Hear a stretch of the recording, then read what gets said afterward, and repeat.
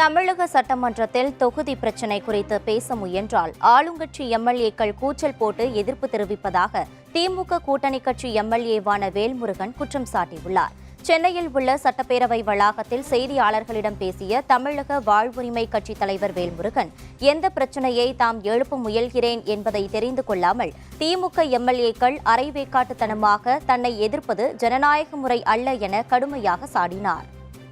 பல்வேறு பிரச்சனைகளை குறித்து கவனஈர்ப்பு தந்திருக்கிறேன். அதெல்லாம் எடுத்துக்கொள்ளப்பட வேண்டும் என்கிற அடிப்படையில் நான் சில கோரிக்கைகளை முன்வைக்க இருந்தபோது பின்வரிசையில் இருந்த ஆளுங்கட்சி உறுப்பினர் வரிசையில் இருந்த திமுக உறுப்பினர்கள் என்ன கோரிக்கை பேச வருகிறேன் என்று புரிந்து கொள்வதற்கு முன்பாகவே, நான் வெளிக்காட்டுவதற்கு முன்பாகவே எனக்கு எதிராக கூச்சல் குழப்பமிட்டு எதிர்ப்பு தெரிவிப்பது ஜனநாயக மாண்பல்ல.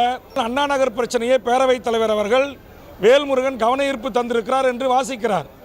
முதலமைச்சர் உடனே எழுந்து பதில் சொல்ல முற்படுகிறார். நான் உடனே தலையிட்டு மாண்புமிகு முதலமைச்சர் அவர்களை பேரவைத் தலைவர் வாயிலாக நான் இதற்காக கவனஈர்ப்பு தந்திருக்கிறேன், அதனால் என்னுடைய கருத்தை பதிவு செய்துவிட்ட பிறகு தாங்கள் இதற்கு பதிலளிங்கள் என்று கேட்கிறேன்.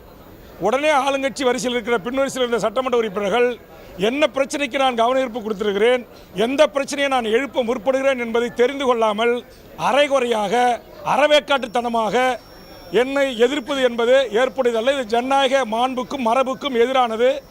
இதை இனி ஆளுங்கட்சி கொறடாவோ அவை முன்னவரும் பேரவைத் தலைவரும் அனுமதிக்க கூடாது என்கிற என்னுடைய வேண்டுகோளை நான் முன்வைக்கிறேன்.